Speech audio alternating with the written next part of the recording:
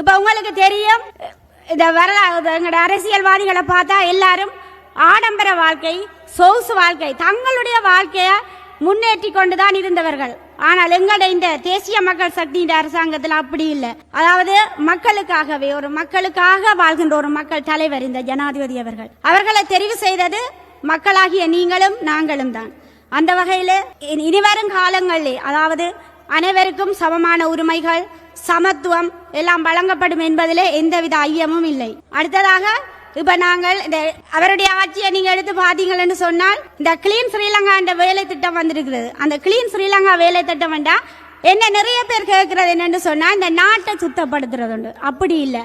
அதாவது அதாவது அடிமட்டத்தில் இருக்கிற மக்களின் வாழ்வாதாரத்தை உயர்த்துறது, அதாவது முன்பள்ளி கல்வியில இருந்து பல்கலைக்கழகம் வரை மக்களின் கல்வி, மாணவர்களின் கல்வி நடவடிக்கைகள், மற்றது அவர்களுடைய உடல் மாற்றத்தில் எல்லா வாழ்க்கையின் எல்லா தேவைகளையும் மாற்றத்தை ஏற்படுத்துறதான் இந்த கிளீன் ஸ்ரீலங்கா வேலை திட்டம். அடுத்ததாக மக்களின் ஒவ்வொருவரும் எல்லாரும் கேட்கினவங்களை என்னன்னு சொன்னால், தேசிய மக்கள் சக்தி ஆட்சிக்கு வந்து விட்டது, என்ன அந்த மாற்றம் ஒன்றையும் காணவில்லை என்று.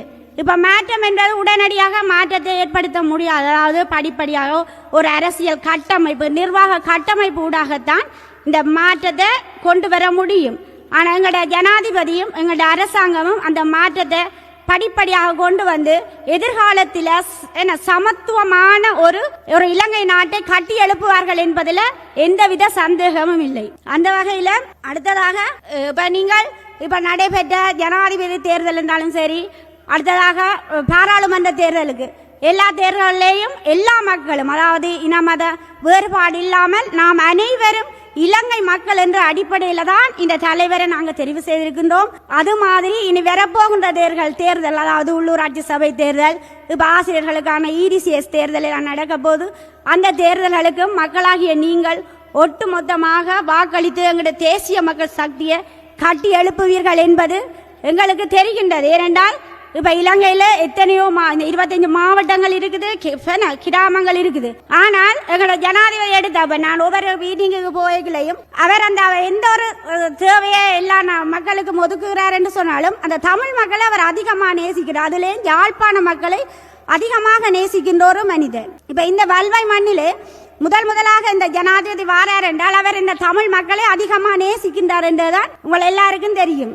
அந்த வகையில இந்த இடத்துல எங்களோட அதிமுக ஜனாதிபதி அவர்களை நீங்கள் அழைத்து இந்த இடத்துல இந்த மக்கள் சந்திப்பை ஏற்படுத்திய இந்த வல்வை வாழ் மக்களுக்கும் எங்களோட வடமராட்சி மக்களுக்கும் நன்றியை கூறி, இந்த சந்தர்ப்பத்தை வழங்கிய தேசிய மக்கள் சக்திக்கு எனது நன்றியை கூறி விடைபெறுகின்றேன். நன்றி, வணக்கம். வீடியோக்களை மிஸ் பண்ணாமல் பார்க்க இன்றே ஷார்ட் நியூஸ் யூடியூப் சேனலை சப்ஸ்கிரைப் பண்ணுங்கள்.